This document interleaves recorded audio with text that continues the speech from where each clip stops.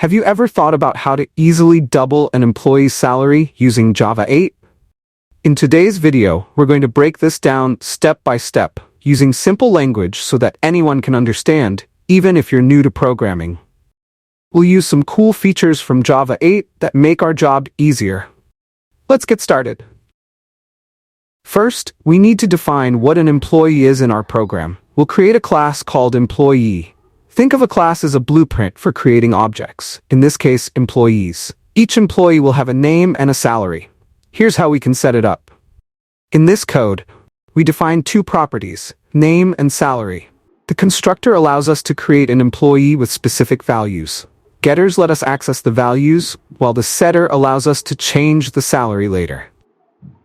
Next, we created main class to store our employees. We can use something called an ArrayList, which is like a list where we can add as many employees as we want. Here's how we do that. In this part, we import necessary classes. We create a list called employees and add 3 employees with their names and salaries. Now let's get to the exciting part, doubling each employee's salary. We'll use Java 8's stream feature, which allows us to process data in a simple way. Here's how it works. Employees.stream method turns our list into a stream, which is like a conveyor belt where we can process each employee one by one.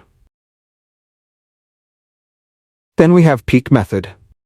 This lets us look at each employee and perform an action, in this case, doubling their salary. Finally, by using the .collect method, we gather all the updated employees back into a new list. To see the results, we need to print out each employee's name and their new doubled salary. Here's how. This code will loop through each updated employee and display their name along with their new salary. Finally, execute the code.